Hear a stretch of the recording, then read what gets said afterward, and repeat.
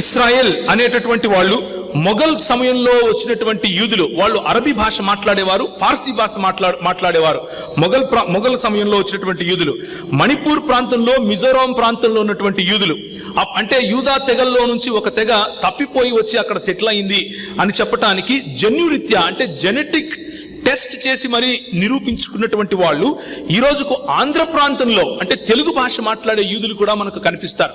నేను ఎందుకు ఈ మాట చెప్తున్నాను అంటే, ఏకేశ్వరవాదం, ఒకే దేవుడు ఉన్నాడు, ఆ దేవుడు ఈ లోకాన్ని సృష్టించాడు, ఆ దేవుని స్వరూపంలో మనందరినీ చేసుకున్నాడు అని చెప్పే ఆలోచన పద్ధతి కేవలము పాశ్చాత్యులు తెచ్చింది కాదు, తెల్లోళ్ళు తెచ్చింది కాదు.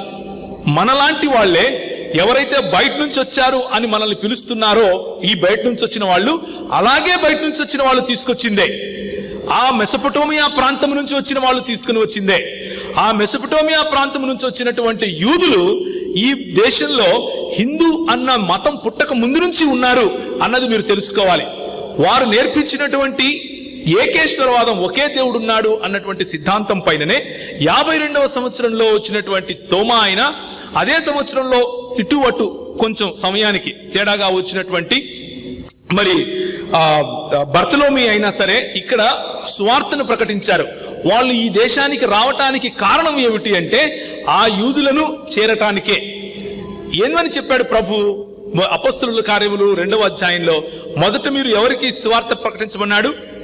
యూదులకు, ఆ తర్వాత సమరయులకు, ఆ తర్వాత ప్రపంచం మొత్తానికి అన్నాడు. యూదులను వెతుక్కుంటూ మరి ఎక్కడెక్కడ యూదా సెటిల్మెంట్స్ ఉన్నాయో అక్కడక్కడికి అపోస్తలులు ముందు వెళ్ళారు. ఆ వెళ్ళినటువంటి క్రమంలోనే తోమా మన దేశానికి రావటం మనకు కనిపిస్తుంది. అదే యూదులు ఇక్కడ ఉన్నారు అని చెప్పడానికి ఒక బలమైనటువంటి కారణం. ఆయన వచ్చి ఇక్కడ సువార్త చేయటం, తక్షశిలలో ఆయన ఉండటం, తక్షశిల నుంచి గండోపార్తి అనేటటువంటి ఆ రాజు దగ్గర నుంచి సెలవు తీసుకుని అక్కడ వచ్చినటువంటి ఒక పెద్ద తుఫాను కారణంగా వేరే ద్వీపానికి వెళ్ళటం, అక్కడ నుంచి తిరిగి కొచ్చి ప్రాంతానికి రావటం. ఒకవేళ సైంటిఫిక్ గా చూస్తే, హిస్టారికల్ గా చూస్తే ఆయన ఇక్కడ నుంచి చైనా వెళ్ళినట్లు కూడా కొన్ని దాఖలాలు ఉన్నాయి. వెళ్ళినా వెళ్ళకపోయినా ఆయన చనిపోయింది మాత్రం మన దేశంలో మన ప్రజల మధ్య